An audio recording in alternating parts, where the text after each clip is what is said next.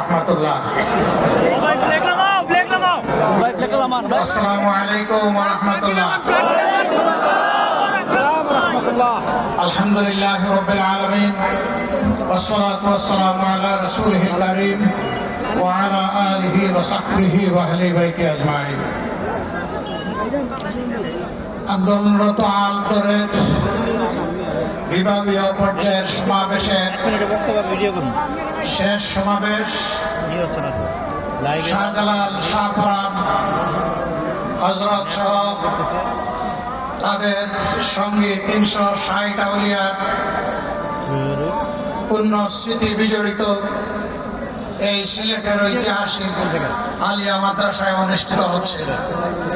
আজকের এই সমাবেশের সম্মানিত সভাপতি, সম্মানিত অতিথিবৃন্দ, আর দলের শীর্ষ নেতৃবৃন্দ, স্থানীয় নেতৃবৃন্দ, প্রান্তীয় সিলেটবাসী, সাংবাদিক বন্ধুগণ, আমি আজকে আমার বক্তব্যের সূচনায় আপনারা সবাই এসে আজকের এই সমাবেশকে আন্তরিকভাবে যেভাবে সফল করেছেন, অন্তরের অন্তঃস্থল থেকে আপনাদের সকলকে অভিনন্দন এবং মোবারকবাদ জ্ঞাপন করছি।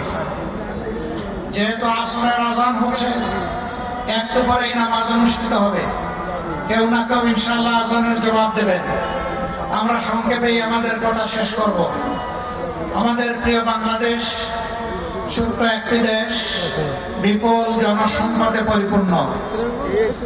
আফসোসের বিষয়, স্বাধীনতার ৫৪ বছর এক এক করে চলে গেছে, বাংলাদেশের মানুষ সম্মানের সাথে মাথা উঁচু করে দাঁড়াতে পারেনি।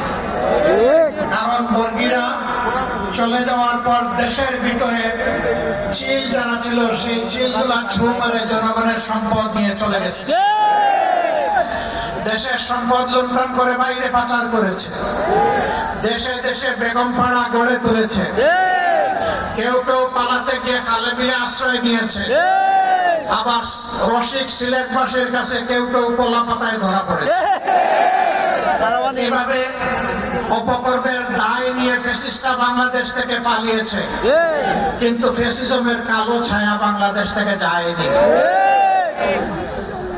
একদল যে অপকর্ম করে চলে গিয়েছে, আরেক দল বাংলাদেশে সেই অপকর্মের দায়িত্ব নিয়েছে। একদল চাঁদাবাজি করার কারণে জনগণের ঘৃণা কুড়িয়েছে, আরেক দল আবার তার চাইতে বেশি শক্তি দিয়ে চাঁদাবাজিতে নেমে পড়েছে। একদল দখলদার বনতে গিয়ে জনগণ তাদেরকে প্রত্যাখ্যান করেছে, আরেক দল বেপরোয়া দখলদার হয়ে উঠেছে। একদল জনগণের জানমাল নিয়ে ছিনিমিনি খেলেছে, আলেম ওলামা বিরোধী রাজনৈতিক নেতৃবৃন্দকে হত্যা করেছে, খুন করেছে, ফাঁসি দিয়েছে, নির্যাতন করেছে, পঙ্গু করেছে, জেলে পড়েছে, দেশ ছাড়া করেছে। আরেক দল ঠিক একই পথ ধরেছে, এমনকি নিজেদের মধ্যে মারামারিতেও নিজেদেরকে শেষ করে দিচ্ছে। সংগ্রামী বন্ধুগণ, দফায় দফায় এত রক্ত, এত ত্যাগের পরে দেশবাসী কি আশা করেছিল? দেশবাসী আশা করেছিল অতীতের অপকর্মের যে পরিণতি, এটা থেকে শিক্ষা নিয়ে রাজনীতিবিদরা নতুন রাজনীতি শুরু করবেন। কিন্তু আমরা দুঃখের সাথে দেখতে পাচ্ছি একদল সেই পুরাতন ধারায় পড়ে আছে। তারা কোন সংস্কারে রাজি না, তারা সনদ বাস্তবায়নে রাজি না, তারা গণভোটেও প্রথমে রাজি ছিল না, তারপরে ধাক্কাই টুকাই সেই গণভোট একদিনেই হতে হবে, তারা বাধ্য করেছে সরকারকে। এখন আবার কোথাও কোথাও আমরা ক্ষীণস্বর শুনতে পাচ্ছি, যারা এতদিন নির্বাচনের জন্য নির্বাচন করে জনগণকে বেহুশ করে তুলেছিল, এখন তারা ভিন্ন সুরে কেউ কেউ কথা বলতে শুরু করেছে। এ লক্ষণ ভালো নয়। তারা বুঝতে পেরেছেন, তারা যে সমস্ত কর্মকাণ্ড বাংলাদেশে পরিচালনা করছেন, বাংলাদেশের জনগণ তাদেরকে আগামী নির্বাচনে লাল কার্ড দেখানোর জন্য প্রস্তুত হয়ে গিয়েছে। এই লাল কার্ড দেখা থেকে বাঁচতে গিয়ে যদি কেউ আগামী নির্বাচনকে ভণ্ডুল করার চেষ্টা করেন, আমরা মহান আল্লাহর উপর ভরসা করে বলছি, তাদের সকল ষড়যন্ত্র এদেশের সংগ্রামী জনগণ ভণ্ডুল করে দেবে ইনশাআল্লাহ। কেউ যদি আবার চিন্তা করেন জনগণের সমর্থন পাবো না, তাহলে বাঁকা পথে প্রশাসনিক কুর মাধ্যমে আমরা নির্বাচনের ক্রেডিট হাইজ্যাক করব, তাদেরকে বলবো বন্ধু, সেই সূর্য ডুবে গেছে, এই সূর্য আর বাংলাদেশে উঠবে না। এই সূর্য আর কালো সূর্য বাংলাদেশের মুখ দেখবে না। এখন নতুন সূর্যের উদয় হবে, সেই সূর্য কোরআন বুকে নিয়ে উদিত হবে ইনশাআল্লাহ। বাংলাদেশ থেকে অপশাসন দূর হবে। মোটে মাঝি শ্রমিক ছাত্র জনতা, এই বাংলাদেশ হবে তাদের বাংলাদেশ। লুটে তাদের হাত থেকে উদ্ধার করে বাংলাদেশ তুলে দেওয়া হবে দেশপ্রেমিক জনগণের হাতে ইনশাআল্লাহ। আমাদের যুব সমাজ যেই আকাঙ্ক্ষা নিয়ে রক্ত দিয়েছে, তাদের আকাঙ্ক্ষার সাথে আর দল সম্পূর্ণ একমত। এই আকাঙ্ক্ষার বিপক্ষে যারা দাঁড়াবেন, জনগণ আগামী নির্বাচনে তাদেরকে আর ক্ষমা করবে না। আমি অত্যন্ত বিনয়ের সাথে বলতে চাই, আজকে দেশপ্রেমিক সকল ইসলামী দল এবং আরো কিছু দেশপ্রেমিক দল মিলে আর দলীয় আমাদের কর্মকাণ্ড পরিচালিত হচ্ছে। দুই একটি ইসলামী দল এখনো তার বাইরে আছেন। আমি বন্ধুদেরকে অনুরোধ করব, সকল ধরনের মোহের জাল ছিন্ন করে আপনারা আপনাদের আঙ্গিনায় চলে আসুন। এই আঙ্গিনা আপনাদের আঙ্গিনা। এখন যেখানে ঘোরাফেরা করছেন, এটা আপনাদের আঙ্গিনা না। তাদের শীর্ষ নেতারা বলেন, আমরা শরিয়া আইন বিশ্বাস করি না। তারা মুসলমানদেরকে মৌলবাদী জঙ্গি বলে। তাদের সাথে আপনাদেরকে মানায় না, আপনারা বড় বেমানান হয়ে গেছেন। সেখানে যেখানে মানায়, ঘরের ছেলে আপনারা ঘরে চলে আসো। আমরা আপনাদেরকে বুকে জড়িয়ে কবুল করবো ইনশাআল্লাহ। অভিনন্দন জানাবো, সম্মান দেবো, ভালোবাসবো।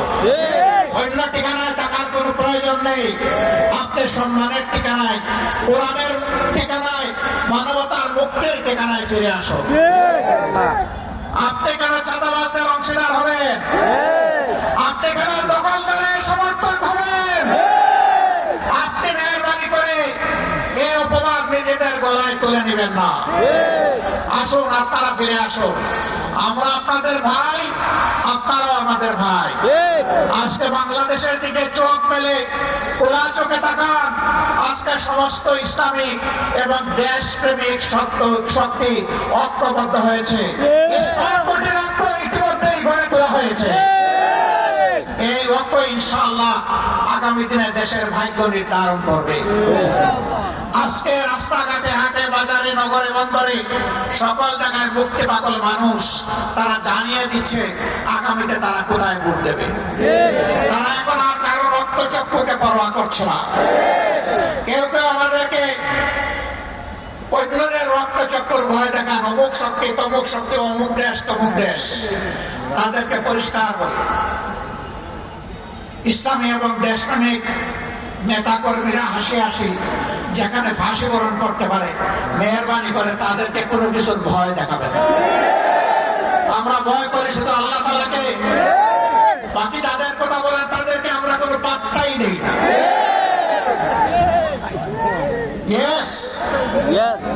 বিশ্বের সকল শান্তিকামী সভ্য দেশকে আমরা সম্মান জানাই, কিন্তু কেউ যেন আমাদের উপরে কোনো দাদাগিরি করতে না আসে। আমরা আর কারো দাদাগিরি দেখতেও চাই না, বরদাস্ত করতেও রাজি নই। বাংলাদেশ চলবে আল্লাহ তাআলার নির্দেশ মোতাবেক, এই দেশের জনগণের পছন্দে। এর বাইরে কারো পছন্দ অপছন্দের কথা আমরা শুনতে চাই না। যারা অন্যদের কর্তৃবাহক হবেন তাদেরকে বলবো, আগে যারা তাবেদারি করেছে তাদের থেকে মেহরবানি করে একটু শিক্ষা গ্রহণ করুন। যারা গিয়ে তাদের পেটে আশ্রয় নিয়েছে, এটা অখাদ্য, এরা ওখানে গিলতেও পারছে না, ফেলতেও পারছে। এই পর্যায়ে এসে গেছে। আপনারা যাবেন কোথায়? আপনারা এই দেশে থাকেন, এই দেশের মানুষের তাদের যে আকাঙ্ক্ষা সেটাকে উপলব্ধি করার চেষ্টা করেন। চাঁদাবাজি যারা করেন তারা চাঁদাবাজি বন্ধ করুন। দখলবাজি যারা করছেন দখলবাজি বন্ধ করুন। মানুষের পর জুলুম যারা করছেন তারা জুলুম বন্ধ করুন। যদি তারা বন্ধ না করেন তাহলে তাদেরকে আমরা স্পষ্ট ভাষায় জানিয়ে দিচ্ছি, এটা অচিরেই বাংলাদেশে বন্ধ হবে। তখন কিন্তু কঠিন পরিণতি ভোগ করতে হবে। সেই পরিণতি ভোগ করার আগে মেহরবানি করে ছেড়ে দিন। জনতার কাতারে আসুন, মানুষকে আর কষ্ট দিবেন না।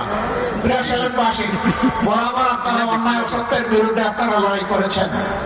আপনারা 96-2001 আওয়ামী লীগ যখন চরম তাণ্ডব দেশবাসীর উপর চালিয়েছিল, তখন এই সিলেটবাসী আপনারা আওয়ামী লীগকে লাল কার্ড দেখিয়েছিলেন।